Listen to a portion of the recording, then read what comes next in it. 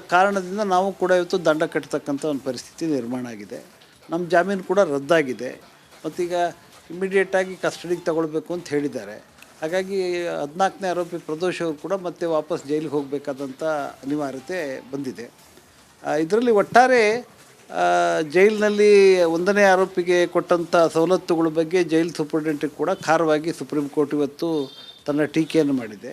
ಈ ಕೇಸಲ್ಲೂ ಕೂಡ ನಮ್ಮ 14ನೇ ಆರೋಪಿಯನ್ನು ಬೆಳಗಾಂ ಜೈಲಿಗೆ ಟ್ರಾನ್ಸ್ಫರ್ ಮಾಡಿದರು. ನಾವೊಂದು ರಿಟ್ ಪಿಟಿಷನ್ ಹಾಕಿ ಜಸ್ಟಿಸ್ ನಾಗಪ್ರಸನ್ನ ಅವರು ಅವ್ರನ್ನ ಬೆಳಗಾಂನಿಂದ ಮತ್ತೆ ವಾಪಸ್ ಬೆಂಗಳೂರು ಜೈಲಿಗೆ ವರ್ಗಾವಣೆ ಮಾಡಿದರು.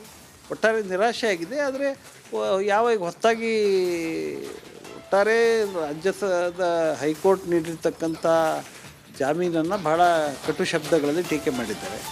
ಈಗ ಅನೌನ್ಸ್ ಮಾಡುವಾಗ ನನಗಿನ್ನೂ ಕೂಡ ಕಾಪಿ ಸಿಕ್ಕಲಿಲ್ಲ. ಕಾಪಿ ತೊಗೊಂಡು ನೋಡಿದ ತಕ್ಷಣ ಮುಂದೆ ಮತ್ತೆ ಸೆಷನ್ಸ್ ಕೋರ್ಟಲ್ಲಿ ಬೇಲ್ ಹಾಕಬೇಕು, ಹೈಕೋರ್ಟ್ಗೆ ಹಾಕಬೇಕು ಅಥವಾ ಸುಪ್ರೀಂ ಕೋರ್ಟ್ಗೆ ಹಾಕಬೇಕು ಎಂಬುದನ್ನು ಯೋಚನೆ ಮಾಡಿ ನಾವು ಮತ್ತೆ ನಮ್ಮ ಮೇಲೆ ಗಂಭೀರ ಆರೋಪಗಳು ಇಲ್ಲದೇ ಇರುವ ಕಾರಣದಿಂದ ಮತ್ತೊಮ್ಮೆ ನಾವು ಸುಪ್ರೀಂ ಕೋರ್ಟ್ನ ಕದ ತಟ್ಟತಕ್ಕಂಥ ತೀರ್ಮಾನವನ್ನು ನಮ್ಮ ಕಕ್ಷಿಗಾರ ಜೊತೆ ಯೋಚನೆ ಮಾಡಿ ಮಾಡ್ತೇವೆ.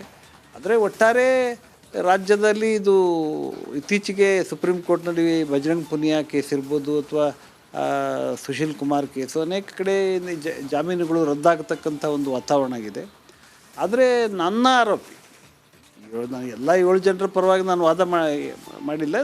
ನಾನು ಯಾರ ಪರವಾಗಿ ಮಾಡಿದ್ದೆ ಪ್ರದೋಷ್ ಆತ ಈ ಕಾಡಿಗೆ ಬೆಂಕಿ ಹತ್ತಿದರೆ ಗಂಧನೂ ಸುಡ್ತು ತರಗು ಸುಡ್ತು ಅಂದಂಗೆ ನಾವು ಉಳಿದ ಆರೋಪಿಗಳ ಮೇಲಿನ ಪ್ರಹಾರಕ್ಕೆ ನಾವು ಇವತ್ತು ದಂಡ ಕಟ್ಟಂಥ ಪರಿಸ್ಥಿತಿ ಬಂದಿದೆ. ಆದರೆ ನಾವು ಇದನ್ನು ನಂಗೆ ವಿಶ್ವಾಸ ಇದೆ, ನಾವು ನ್ಯಾಯಾಲಯಗಳನ್ನು ಮತ್ತೆ ಸೆಷನ್ಸ್ ನ್ಯಾಯಾಲಯ, ಹೈಕೋರ್ಟು ಮತ್ತು ಸುಪ್ರೀಂ ಕೋರ್ಟ್ನನ್ನು ಕದ ತಟ್ಟಿ ನಮ್ಮ 14ನೇ ಆರೋಪಿಗೆ ಜಾಮೀನು ತೆಗೆದುಕೊಳ್ತಕ್ಕಂಥ ಪ್ರಯತ್ನವನ್ನು ನಾವು ಪ್ರಾರಂಭ ಮಾಡ್ತೇವೆ. ಅದು ವಿಶ್ವಾಸ. ಒಂದು ಸರಿ ಸುಪ್ರೀಂ ಕೋರ್ಟ್ ಜಾಮೀನನ್ನು ರದ್ದು ಮಾಡಿದ ಮೇಲೆ ಅದು ಸರಿಯೋ ತಪ್ಪೋ ಅಂತಕ್ಕಂಥ ವಿಮರ್ಶೆ ಮಾಡಲಿಕ್ಕೆ ಅಪೀಲ್ ಇಲ್ಲ. It the final. ಹಾಗಾಗಿ ಅವರು ರಾಜ್ಯದ ಹೈಕೋರ್ಟಿನ ಬಗ್ಗೆ ಏನು ಕಾಮೆಂಟ್ ಮಾಡಿದ್ದಾರೆ ನೋಡಬೇಕಾಗಿತ್ತು. ವಿವರವಾದ ಒಂದೇ ಆಪರೇಟಿವ್ ಪೋರ್ಷನನ್ನು ಜಸ್ಟಿಸ್ ಮಹದೇವನ್ ಅವ್ರಿಗೆ ಓದಿದ್ದನ್ನು ನಾವು ವರ್ಚುವಲ್ ನೋಡಿದ್ದೇವೆ. ಅದರಿಂದ ಪೂರ್ಣ ಈಗ ಜಾಮೀನು ರದ್ದತಿಯ ಆದೇಶವನ್ನು ನೋಡಿಕೊಂಡು 439 ಕ್ಲಾಸ್ 2ನಲ್ಲಿ ಏನು ಜಾಮೀನು ರದ್ದು ಮಾಡಿದ್ದಾರೆ ಅದು ನೋಡಿಕೊಂಡು ನಾವು ಮುಂದಿನ ಇದನ್ನು ಕ್ರಮ ತಗೊಳ್ತೇವೆ. ನಮ್ಮ 14ನೇ ಆರೋಪಿಯ ಸ್ವಾತಂತ್ರ್ಯಕ್ಕೋಸ್ಕರ ನಾವು ಅರ್ಜಿಯನ್ನು ಹಾಕಲೇಬೇಕಾಗತ್ತೆ. ನಾವು ಖಂಡಿತ ಹಾಕ್ತೇವೆ. ಕಾರಣದಿಂದ ನಾವು ಕೂಡ ಇವತ್ತು ದಂಡ ಕಟ್ಟತಕ್ಕಂಥ ಒಂದು ಪರಿಸ್ಥಿತಿ ನಿರ್ಮಾಣ ಆಗಿದೆ. ನಮ್ಮ ಜಾಮೀನು ಕೂಡ ರದ್ದಾಗಿದೆ. ಮತ್ತೀಗ ಇಮ್ಮಿಡಿಯೇಟಾಗಿ ಕಸ್ಟಡಿಗೆ ತಗೊಳ್ಬೇಕು ಅಂತ ಹೇಳಿದ್ದಾರೆ. ಹಾಗಾಗಿ 14ನೇ ಆರೋಪಿ ಪ್ರದೋಷ್ ಅವರು ಕೂಡ ಮತ್ತೆ ವಾಪಸ್ ಜೈಲಿಗೆ ಹೋಗಬೇಕಾದಂಥ ಅನಿವಾರ್ಯತೆ ಬಂದಿದೆ. ಇದರಲ್ಲಿ ಒಟ್ಟಾರೆ ಜೈಲಿನಲ್ಲಿ 1ನೇ ಆರೋಪಿಗೆ ಕೊಟ್ಟಂಥ ಸವಲತ್ತುಗಳ ಬಗ್ಗೆ ಜೈಲು ಸೂಪರಿಂಟೆಂಡೆಂಟಿಗೆ ಕೂಡ ಖಾರವಾಗಿ ಸುಪ್ರೀಂ ಕೋರ್ಟ್ ಇವತ್ತು ತನ್ನ ಟೀಕೆಯನ್ನು ಮಾಡಿದೆ. ಈ ಕೇಸಲ್ಲೂ ಕೂಡ ನಮ್ಮ 14ನೇ ಆರೋಪಿಯನ್ನು ಬೆಳಗಾಂ ಜೈಲಿಗೆ ಟ್ರಾನ್ಸ್ಫರ್ ಮಾಡಿದರು. ನಾವೊಂದು ರಿಟ್ ಪಿಟಿಷನ್ ಹಾಕಿ ಜಸ್ಟಿಸ್ ನಾಗಪ್ರಸನ್ನ ಅವರು ಅವ್ರನ್ನ ಬೆಳಗಾಂನಿಂದ ಮತ್ತೆ ವಾಪಸ್ ಬೆಂಗಳೂರು ಜೈಲಿಗೆ ವರ್ಗಾವಣೆ ಮಾಡಿದರು. ಒಟ್ಟಾರೆ ನಿರಾಶೆ ಆಗಿದೆ. ಆದರೆ ಈಗ ಹೊಸದಾಗಿ ಒಟ್ಟಾರೆ ರಾಜ್ಯದ ಹೈಕೋರ್ಟ್ ನೀಡಿರ್ತಕ್ಕಂಥ ಜಾಮೀನನ್ನು ಬಹಳ ಕಟು ಶಬ್ದಗಳಲ್ಲಿ ಟೀಕೆ ಮಾಡಿದ್ದಾರೆ. ಈಗ ಅನೌನ್ಸ್ ಮಾಡುವಾಗ ನನಗಿನ್ನೂ ಕೂಡ ಕಾಪಿ ಸಿಕ್ಕಲಿಲ್ಲ. ಕಾಪಿ ತೊಗೊಂಡು ನೋಡಿದ ತಕ್ಷಣ ಮುಂದೆ ಮತ್ತೆ ಸೆಷನ್ಸ್ ಕೋರ್ಟಲ್ಲಿ ಬೇಲ್ ಹಾಕಬೇಕು, ಹೈಕೋರ್ಟ್ಗೆ ಹಾಕಬೇಕು ಅಥವಾ ಸುಪ್ರೀಂ ಕೋರ್ಟ್ಗೆ ಹಾಕಬೇಕು ಎಂಬುದನ್ನು ಯೋಚನೆ ಮಾಡಿ ನಾವು ಮತ್ತೆ ನಮ್ಮ ಮೇಲೆ ಗಂಭೀರ ಆರೋಪಗಳು ಇಲ್ಲದೇ ಇರುವ ಕಾರಣದಿಂದ ಮತ್ತೊಮ್ಮೆ ನಾವು ಸುಪ್ರೀಂ ಕೋರ್ಟ್ನ ಕದ ತಟ್ಟತಕ್ಕಂಥ ತೀರ್ಮಾನವನ್ನು ನಮ್ಮ ಕಕ್ಷಿಗಾರ ಜೊತೆ ಯೋಚನೆ ಮಾಡಿ ಮಾಡ್ತೇವೆ.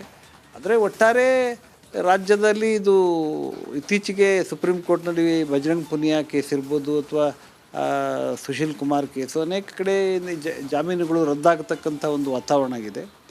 ಆದರೆ ನನ್ನ ಆರೋಪಿ ನಾನು ಎಲ್ಲ 7 ಜನರ ಪರವಾಗಿ ನಾನು ವಾದ ಮಾಡಿಲ್ಲ.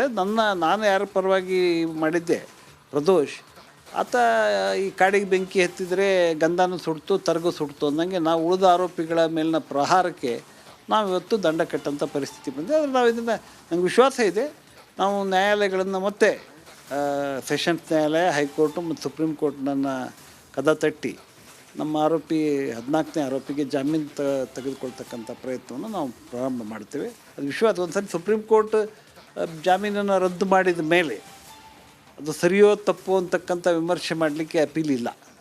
It the final. ಹಾಗಾಗಿ ಅವರು ರಾಜ್ಯದ ಹೈಕೋರ್ಟಿನ ಬಗ್ಗೆ ಏನು ಕಾಮೆಂಟ್ ಮಾಡಿದ್ದಾರೆ ನೋಡಬೇಕಾಗಿತ್ತು. ವಿವರವಾದ ಒಂದೇ ಆಪರೇಟಿವ್ ಪೋರ್ಷನನ್ನು ಜಸ್ಟಿಸ್ ಮಹದೇವನ್ ಅವ್ರಿಗೆ ಓದಿದ್ದನ್ನು ನಾವು ವರ್ಚುವಲ್ ನೋಡಿದ್ದೇವೆ. ಅದರಿಂದ ಪೂರ್ಣ ಈಗ ಜಾಮೀನು ರದ್ದತಿಯ ಆದೇಶವನ್ನು ನೋಡಿಕೊಂಡು 439 ಕ್ಲಾಸ್ 2ನಲ್ಲಿ ಏನು ಜಾಮೀನು ರದ್ದು ಮಾಡಿದ್ದಾರೆ ಅದು ನೋಡಿಕೊಂಡು ನಾವು ಮುಂದಿನ ಇದನ್ನು ಕ್ರಮ ತಗೊಳ್ತೇವೆ. ನಮ್ಮ ಆರೋಪಿಯ 14ನೇ ಆರೋಪಿಯ ಸ್ವಾತಂತ್ರ್ಯಕ್ಕೋಸ್ಕರ ನಾವು ಅರ್ಜಿಯನ್ನು ಹಾಕಲೇಬೇಕಾಗುತ್ತೆ. ನಾವು ಖಂಡಿತ ಹಾಕ್ತೇವೆ. ನಮ್ಗೆ ವಿಶ್ವಾಸ ಕಾರಣದಿಂದ ನಾವು ಕೂಡ ಇವತ್ತು ದಂಡ ಕಟ್ಟತಕ್ಕಂಥ ಒಂದು ಪರಿಸ್ಥಿತಿ ನಿರ್ಮಾಣ ಆಗಿದೆ. ನಮ್ಮ ಜಾಮೀನು ಕೂಡ ರದ್ದಾಗಿದೆ. ಮತ್ತೀಗ ಇಮಿಡಿಯೇಟಾಗಿ ಕಸ್ಟಡಿಗೆ ತಗೊಳ್ಬೇಕು ಅಂತ ಹೇಳಿದ್ದಾರೆ. ಹಾಗಾಗಿ 14ನೇ ಆರೋಪಿ ಪ್ರದೋಷ್ ಅವರು ಕೂಡ ಮತ್ತೆ ವಾಪಸ್ ಜೈಲಿಗೆ ಹೋಗಬೇಕಾದಂಥ ಅನಿವಾರ್ಯತೆ ಬಂದಿದೆ. ಇದರಲ್ಲಿ ಒಟ್ಟಾರೆ ಜೈಲಿನಲ್ಲಿ 1ನೇ ಆರೋಪಿಗೆ ಕೊಟ್ಟಂಥ ಸವಲತ್ತುಗಳ ಬಗ್ಗೆ ಜೈಲು ಸೂಪರಿಂಟೆಂಡೆಂಟ್ ಕೂಡ ಖಾರವಾಗಿ ಸುಪ್ರೀಂ ಕೋರ್ಟ್ ಇವತ್ತು ತನ್ನ ಟೀಕೆಯನ್ನು ಮಾಡಿದೆ. ಈ ಕೇಸಲ್ಲೂ ಕೂಡ ನಮ್ಮ 14ನೇ ಆರೋಪಿಯನ್ನು ಬೆಳಗಾಂ ಜೈಲಿಗೆ ಟ್ರಾನ್ಸ್ಫರ್ ಮಾಡಿದ್ರು. ನಾವೊಂದು ರಿಟ್ ಪಿಟಿಷನ್ ಹಾಕಿ ಜಸ್ಟಿಸ್ ನಾಗಪ್ರಸನ್ನ ಅವರು ಅವ್ರನ್ನ ಬೆಳಗಾಂನಿಂದ ಮತ್ತೆ ವಾಪಸ್ ಬೆಂಗಳೂರು ಜೈಲಿಗೆ ವರ್ಗಾವಣೆ ಮಾಡಿದ್ರು. ಒಟ್ಟಾರೆ ನಿರಾಶೆ ಆಗಿದೆ. ಆದರೆ ಯಾವಾಗ ಹೊಸದಾಗಿ ಒಟ್ಟಾರೆ ರಾಜ್ಯದ ಹೈಕೋರ್ಟ್ ನೀಡಿರ್ತಕ್ಕಂಥ ಜಾಮೀನನ್ನು ಭಾಳ ಕಟು ಶಬ್ದಗಳಲ್ಲಿ ಟೀಕೆ ಮಾಡಿದ್ದಾರೆ. ಈಗ ಅನೌನ್ಸ್ ಮಾಡುವಾಗ ನನಗಿನ್ನೂ ಕೂಡ ಕಾಪಿ ಸಿಕ್ಕಲಿಲ್ಲ. ಕಾಪಿ ತಗೊಂಡು ನೋಡಿದ ತಕ್ಷಣ ಮುಂದೆ ಮತ್ತೆ ಸೆಷನ್ಸ್ ಕೋರ್ಟಲ್ಲಿ ಬೇಲ್ ಹಾಕಬೇಕು, ಹೈಕೋರ್ಟ್ಗೆ ಹಾಕಬೇಕು ಅಥವಾ ಸುಪ್ರೀಂ ಕೋರ್ಟ್ಗೆ ಹಾಕಬೇಕು ಎಂಬುದನ್ನು ಯೋಚನೆ ಮಾಡಿ ನಾವು ಮತ್ತೆ ನಮ್ಮ ಮೇಲೆ ಗಂಭೀರ ಆರೋಪಗಳು ಇಲ್ಲದೇ ಇರುವ ಕಾರಣದಿಂದ ಮತ್ತೊಮ್ಮೆ ನಾವು ಸುಪ್ರೀಂ ಕೋರ್ಟ್ನ ಕದ ತಟ್ಟತಕ್ಕಂಥ ತೀರ್ಮಾನವನ್ನು ನಮ್ಮ ಕಕ್ಷಿಗಾರ ಜೊತೆ ಯೋಚನೆ ಮಾಡಿ ಮಾಡುತ್ತೇವೆ. ಆದರೆ ಒಟ್ಟಾರೆ ರಾಜ್ಯದಲ್ಲಿ ಇದು ಇತ್ತೀಚೆಗೆ ಸುಪ್ರೀಂ ಕೋರ್ಟ್ನಲ್ಲಿ ಬಜರಂಗ್ ಪುನಿಯಾ ಕೇಸ್ ಇರ್ಬೋದು ಅಥವಾ ಸುಶೀಲ್ ಕುಮಾರ್ ಕೇಸು ಅನೇಕ ಕಡೆ ಜಾಮೀನುಗಳು ರದ್ದಾಗತಕ್ಕಂಥ ಒಂದು ವಾತಾವರಣ ಆಗಿದೆ. ಆದರೆ ನನ್ನ ಆರೋಪಿ ನಾನು ಎಲ್ಲ 7 ಜನರ ಪರವಾಗಿ ನಾನು ವಾದ ಮಾಡಿಲ್ಲ.